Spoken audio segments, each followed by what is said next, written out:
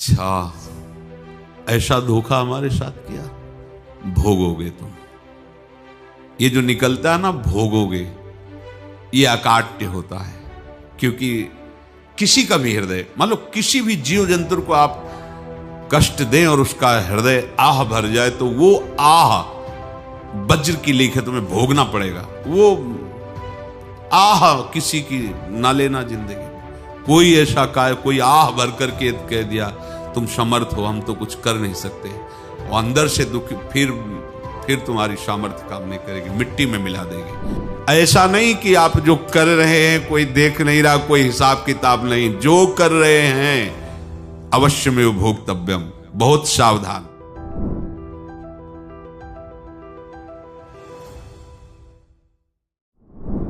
जीव स्वयं नित्य निरंतर कर्मों के जाल को रच रहा है और अपने आप को बांध रहा है। आपको मुक्त होना है, बंधना नहीं है। जीव का जन्म कर्मों के अनुबंध से होता है, कर्मों के बंधन से होता है, और उसको अपना ऋण चुकाना होता है। कर्मानुबंध ये बहुत सूक्ष्म विषय है। जैसे आप जिस परिवार में जन्म लिए हैं, तो उस परिवार के लोगों से आपका ऋण है, इसलिए उसी परिवार में आप आए हैं। और ऋणानुबंध, उसको बिना चुकाए या बिना वसूल किए आप वहां से जाएंगे नहीं। आपको लेना है तो वसूल करना है, और देना है तो चुकाना है। ये पूर्व के जन्मों से निश्चित किया गया है। जैसे किसी के यहां पुत्र हुआ, जन्म से ही पैसा खर्चा शुरू हुआ, बड़ा हुआ तो उद्दंडता के द्वारा मार पूरे परिवार को क्लेश पर क्लेश देता चला जा रहा है। ये तुम्हारे कर्म का फल है। या ऐसे शक्तिहीन बुद्धिहीन ऐसे पागल पूरे जीवन सेवा करो, तुमसे अपना हिसाब चुकाने के लिए वो आया है। अब परिवार के जो सदस्य जुड़े आके, मतलब पत्नी आते ही पूरी हृदय में आनंद, परिवार में आनंद, और जीवन भर वो आनंद ही सुख देने के लिए उसका जन्म हुआ। वो अपना ऋणानुबंध मुक्त, और आते ही भयंकर क्लेश खड़ा कर दिया, बीच में दीवाल और झगड़ा वैसा, फिर अतरे दिन मारपीट शुरू, कलह अशांति, पूरा जीवन नरक हिसाब करने आए। यहां ऋण चुकाए बिना कोई जा नहीं सकता, ऋण चुकाना पड़ेगा। किसी का ऋण वसूल करना है तो किसी को ऋण चुकाना है, दोनों काम करने होते हैं। अनेक जन्मों में अनेक लोगों के साथ हमने जो बर्ताव किए हैं, अच्छे या बुरे, वो होंगे। अब किसी आदमी को हम जानते नहीं, अचानक मिला, अचानक टक्कर लगा और मार पीट गाली गुप्ता सब कर दिया, चुपचाप सह लो। क्यों? ये आपका हिसाब है, पूर्व का हिसाब। हमारा उससे कोई द्वेष नहीं, कोई संकल्प नहीं। अचानक घटना घटी और हमसे द्वेष करने लगा, हमें पीटने लगा, हमें गालियां दे, ये हिसाब है, चुपचाप सह जाओ। अपने घर का भाई ही भारी दुश्मन बन गया और क्लेश दे, हिसाब है। एक प्रभुदत्त ब्रह्मचारी जी की वाणी में पढ़ा था, एक महात्मा जी भ्रमण करते थे, तो उस समय असरफियां चलती थी, मोहरे असरफियां, तो उनको भेंट में देते लोग। तो या तो ठाकुर सेवा में लगे तत्काल, या संत सेवा में तत्काल लगे, उसका संग्रह करके डोलना ये ठीक नहीं है। बैरागी के लिए सिद्धांत में ये ठीक नहीं है। तो जब 2, 4, 6, 8 ऐसे मोहरे हुई, तो उन्होंने विचार किया कि और भ्रमण करके जब काफी मोहरे हो जाएंगी तो प्रयागराज में जब कुंभ पड़ता है, एक बार पूरे सब अखाड़े के संतों को, अलग अलग संप्रदाय सब संतों को बुलाएंगे और सबको पुआएंगे। अब साधु है तो यही विचार करेगा, और क्या विचार करेगा। तो उन्होंने ऐसे डंडा बनवाया, बेंत, जो ऊपर से चूड़ीदार और भीतर पोला, और मोहरे उसमें डालते गए। और भ्रमण, जहां जहां श्रद्धालु भगत थे सबके यहां जाना, और इच्छा रखना कि एक मोहर तो दे ही दे दक्षिणा में। कामना कोई भी हो वो बांधती ही है, ध्यान रखना। इसीलिए प्रभु जो चाहे वो करे, अपनी चाह नहीं रखनी चाहिए, अपनी चाह प्रभु की चाह में मिला देनी चाहिए। धीरे धीरे वो छड़ी भर गई। भ्रमण करने वाले महात्मा चूड़ी लगाई, इंतजार करते रहे। जब प्रयाग का कुंभ पड़ा तो चले। तो रास्ते में एक गांव में पूछा जाता है, जैसे कहीं रुको कि कोई श्रद्धालु ऐसा है जो संत सेवी है। तो कुछ लोगों ने बताया, हाँ एक परिवार है बहुत संत सेवी है और आपको मिलाते हैं उनसे। आइए महाराज, घर में रुका, खूब अच्छा हलवा पूड़ी पवाया और जो घर के मालिक थे चरण दबाए। चरण दबाते दबाते उनकी दृष्टि पड़ी उस डंडे पे। इतना मोटा और ऊपर से कुछ चूड़ी सी भी नजर आ रही, इस डंडे में तो कोई रहस्य है ही है। अब महात्मा जी को खवा पिला के सुला दिया। महात्मा जी जब सो गए तो पत्नी से धीरे से कहा, वो डंडा लाओ बाबा जी का डंडा। वो चूड़ीदार जो ही खोला पलटाया तो सैकड़ों मोहरे। ऐसे संत रोज पधारे भगवान, तुम आनंद हो जाए फिर क्या। पत्नी से कहा, नाप के कंकड़ लाओ। वो तो महात्मा जी तो खाए खीर पूड़ी, आराम से सो रहे। रात में पूरी प्लानिंग करके उसमें कंकड़ भर के चूड़ी लगाकर सिराने रख दिया, सारी मोहरें हटा ली। महात्मा जी आराम से छड़ी उठाए तो वजन पक्का। वैसे बड़े लोग चतुर होते हैं, पर ये नहीं जानते कि कर्म कितना भयानक होता है। और उनकी कोई संतान नहीं थी, पर धन में इतना प्रेम उनको था। बहुत सावधान। साधु महात्माओं के पास जो अर्थ है, गृहस्थी अगर आता वहीं से है, पर अगर उसको जोर जबरदस्ती या किसी छल कपट से, तो वो उसका विनाश ही करता है। आज तक का प्रमाण है। अब उनको ये भाव पता नहीं होगा, या पता होगा तो लोभ के कारण वो उसको मान नहीं पाए होंगे। महात्मा जी गए प्रयाग में, किसी अखाड़े पर रुके और वहां प्रार्थना की कि कल जो है संपूर्ण अखाड़ों का निमंत्रण किया जाए और सब संतों को भोग पवाया जाए और उनको दक्षिणा भी दी जाए। महंत ने सोचा कि बहुत बड़ा है तो उत्सव है, क्योंकि प्रयाग में कितने हजारों संत महात्मा सब। तो उनका महाराज बोरों इसमें चीनी और टीनों घी लगेगा, सब व्यवस्था। बोले आप मंगाइए, एक एक हिसाब हम करेंगे, हमारे पास सब व्यवस्था है। बोले कुछ तो पहले दे दो, इकट्ठे देंगे हम। उनको था कि अगर हम छड़ी खोला और दो चार मोहरे दी, किसी को पता लग गया तो गड़बड़ हो सकती। बोले हम भंडारे के समय आखिरी में सब कुछ आपको दे देंगे। ठीक है। वो अपने पास से पैसे लगाकर खूब जितना सामग्री सब लाए, लाखों की, और सब संतों को निमंत्रण कर दिया। संत जन निमंत्रित हो गए, भंडारा बन रहा है। तब वहां के महंत है और उनका देखो भंडारा भी बन रहा है, संतों को निमंत्रण। अब आप अर्थ की व्यवस्था कीजिए, क्योंकि इतनी बड़ी हमारी सामर्थ्य नहीं थी जितना हमने किसी तरह हमने व्यवस्था की। अब मुझे अर्थ चाहिए, तभी आगे की व्यवस्था बढ़ेगी। संतों को दक्षिणा देंगे और जिनसे अर्थ लिया उनको दे। देखो रसोई बन गई है सब। उनका छत में विश्वास नहीं तो ये अभी चूड़ी खोली। उनको तो था ना कि मोहरे हैं, कंकड़। तो अब जैसे कितना उनको सदमा लगा होगा, हजारों संतों का निमंत्रण, रसोई बन, मतलब संत हो के छल कपट। तो उनका महाराज आपने तो हमारा नाश कर दिया, जो महंत थे। अब बताओ रसोई बन गई, संत निमंत्रित हो गए, आप ये कंकड़ दिखा रहे हैं हमको। आपने तो हमें बर्बाद कर दिया, हमारी इतनी सामर्थ्य नहीं थी, आप पहले बता देते। संत होकर ऐसा छल कपट। अब वो बोले तो क्या बोले, क्योंकि उनको पता था कि मोहरे हैं इसमें। अंदर से उनका चिंतन गया उसी सेठ के पास, अच्छा ऐसा धोखा हमारे साथ किया, भोगोगे तुम। ये जो निकलता है ना भोगोगे, ये अकाट्य होता है। क्योंकि किसी का भी हृदय, मान लो किसी भी जीव जंतु को आप कष्ट दें और उसका हृदय आह भर जाए, तो वो आह वज्र की लेख है, तुम्हें भोगना पड़ेगा। वो देखो भीष्म जी को भोगना पड़ रहा है ना। सांप को ऐसे धनुष की नोक से उठाया और बंबूल के कांटों के ऊपर फेंक दिया, कई दिन तक छेदा हुआ, वो आह भर करके मरा। तो आपको 6 महीने बाणों की सैया पर आह किसी की ना लेना जिंदगी में। कोई ऐसा कोई आह भर करके कह दिया तुम समर्थ हो, हम तो कुछ कर नहीं सकते, और अंदर से दुखी, फिर तुम्हारी सामर्थ्य काम नहीं करेगी, मिट्टी में मिला देगी। फिर ये तो संत थे और भगवत आराधना के लिए, संत आराधना के लिए ही ऐसा किए हुए थे। अब इनका कैसे मुंह दिखाएं, अब क्या करें। सुबह संत जन आएंगे, सबके बीच में हमारी कि देखो इन्होंने, अब क्या करें।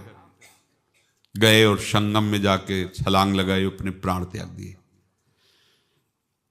अब उनके तो पास मोहरे थी और व्यापार बढ़ा, और 9-10 महीने बाद ही लड़का हुआ। अब तो उनको कि संत फलीभूत हो गया। देखो व्यापार चल रहा, लड़का नहीं होता था, लड़का भी हो गया, बड़ा आनंद छा रहा है। जब से वो प्रकट हुए और धन की वृद्धि शुरू हो गई, पढ़ाई लिखाई में उनके खर्चा हुआ सब, बस बीमारी शुरू हो गई उनके शरीर में। अब उसमें पैसा जाना शुरू हुआ।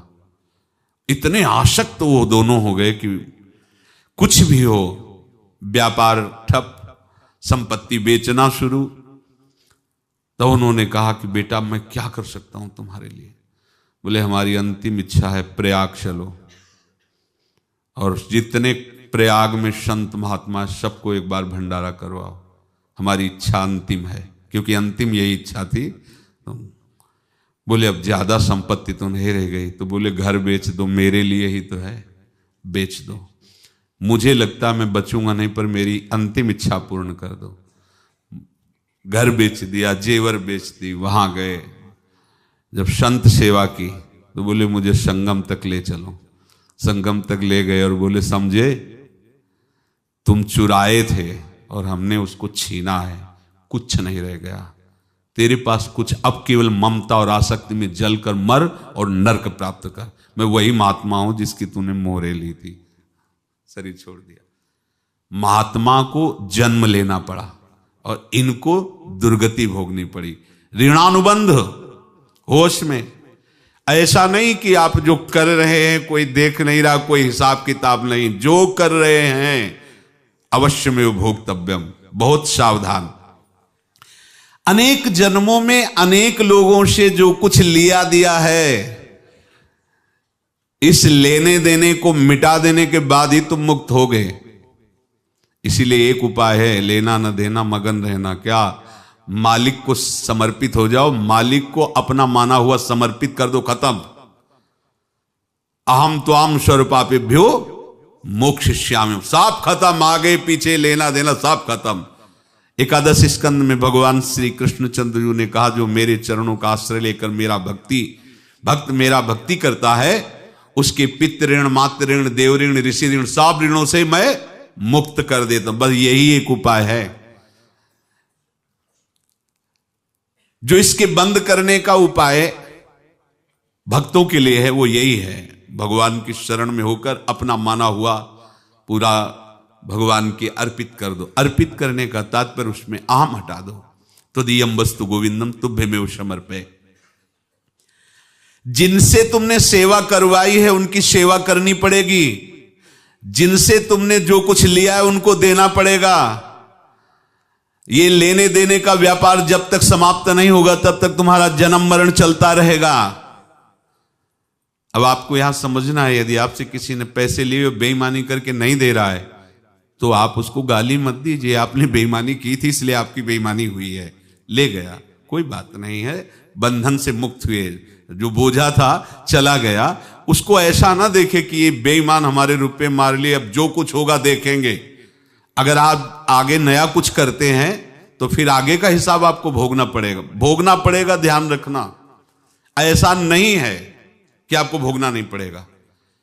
एक ही उपाय है कि अब जो शरीर धारण किए इसी में जो भोग ले, आगे ना होना चाहिए। तो क्या करे? सर्वतो भावेन भगवान की शरण ले ले। ये तो सर्वाणि कर्माणि मयि सन्न्यस्य मत्पराः अनन्येनैव योगेन माम ध्यायन्तु उपासते तेषामहं समुद्धर्ता मृत्यु संसार से। ये बड़ा कठिन है पार होना, कोई छोटी मोटी बात है। एक महात्मा बाल्यावस्था से भजन करते थे, शालिग्राम भगवान पास रखते थे और उन्हीं की आराधना करके बस पाठ नाम जप और भ्रमण करते थे। यौवन अवस्था थी, गंगा जी के किनारे अपने ठाकुर को विराजमान करके स्नान करने के लिए कपड़ा ही उतार रहे थे कि 90 लोग आ गए, भाला तलवार सब ले, मारो मारो इसको मारो, घेर लिया। तो उन्होंने हाथ जोड़कर कहा हमने क्या अपराध किया, कोई सुन ही नहीं रहा। तो उन्होंने कहा मार तो डालोगे ही आप 90 लोग, हम कोई अस्त्र शस्त्र तो लिए नहीं, एक बार हमें गंगा में डुबकी लगा देने दो और अपने ठाकुर को स्नान करा देने दो, फिर इसके बाद आप मार देना। भगवत इच्छा से वो लोग रुक गए, स्नान किया और अंदर से प्रार्थना की, प्रभु ये क्या लीला है आपकी, आपके सिवा मेरा कोई है नहीं और ये मुझे मारना चाहते हैं।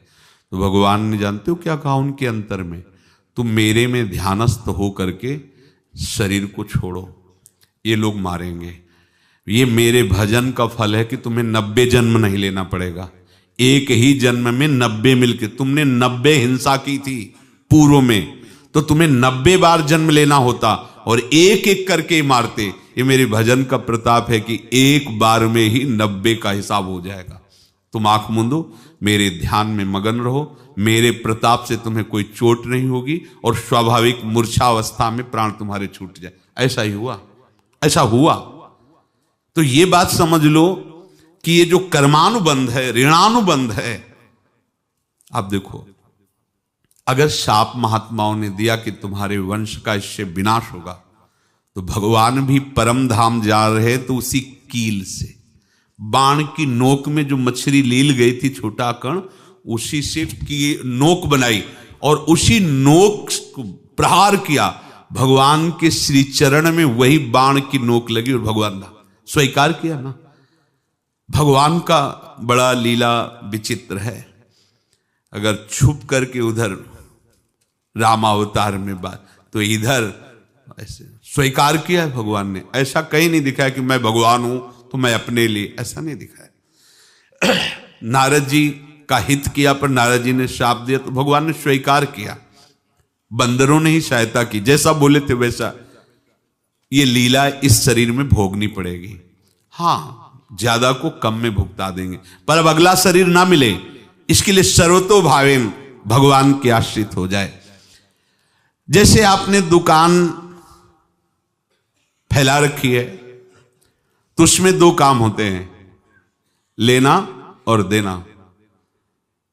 किसी को उधार दिया है तो हमें उसे लेना है, और कोई नगद देकर सामान ले रहा है तो उसे सामान देना है, या उधार लिया है तो हमें उधार देना है। अब अगर दुकान बंद करनी है तो तुम्हें देने वालों पर जोर देना है, लेने वालों पर जोर नहीं। लेने वाला तो जाओ हम क्षमा किया, समर्पित किया, हमारा कोई संबंध नहीं, खत्म हो जाए, वो खुशी हो जाएगा। लेकिन देने वाला तुम अगर दुकान भी उठा दोगे तो जहां भी रहोगे तुम्हारे पास वो आएगा, लाइए हमारा। तो देने पर नजर रखिए, जिसका जिसका हिसाब है वो आपके सामने आता जाए, हटाते जाओ। लेने पर नजर मत रखिए और दुकान फौरन उठा दीजिए, नहीं अगर लेते देते रहे तो चलता रहेगा। आगे चलकर कुछ लेना न देना, मगन रहना बस अपने प्रभु के चिंतन में। अब हम कैसे जाने कि किसको क्या देना है, हमें क्या पता? तो हम पूरा हिसाब जिनको पता है उनको दे देते हैं, समझ रहे हो?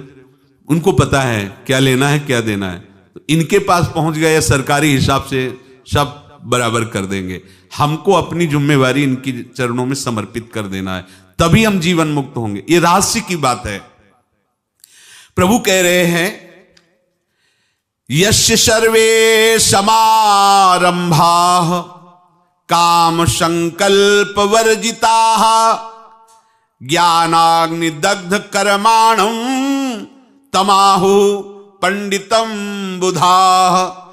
जिसके संपूर्ण कर्मों के आरंभ संकल्प और कामना से रहित हैं, तथा जिसके संपूर्ण कर्म ज्ञान रूपी अग्नि से जल गए हैं, उसको ज्ञानी जन भी पंडित कहते हैं, बुद्धिमान कहते हैं। पूज्य श्री भाई जी महाराज कह रहे हैं, जैसे वहां ज्ञानाग्नि से दग्ध कह रहे हैं, तो अपने वृंदावन वासियों का प्रेमाग्नि से सब कर्म संस्कार दग्ध होते हैं। जिस समय आपके हृदय में भगवत प्रेम का प्रादुर्भाव होगा तो लेश मात्र कभी तुम्हें दुख नहीं भोगना पड़ेगा। प्रेम का प्रादुर्भाव होते ही दुख का नाश हो जाता है, महासुख। जब प्रेम का प्रादुर्भाव होगा तो समस्त पाप भस्म हो जाते हैं, अशांति नष्ट हो जाती है, संसार ज्वाला स्पर्श भी नहीं कर सकती है। जब भगवत प्रेम का प्रादुर्भाव होता है तो हो सकता है उस उपासक के जीवन में दुखों का पहाड़ टूट पड़े, परिवार खिलाफ, शरीर रोगी, अव्यवस्था, बहुत बहुत कुछ, सब कुछ। कह रहे हैं इतना सब होने पर भी उसके हृदय में कोई भी दुख नहीं होता। ऐसा सामर्थ्यशाली भगवत प्रेम है। भगवान के चरणारविंद का जिसके हृदय में प्रेम है, भारी से भारी दुख भी उनको विचलित नहीं कर सकता।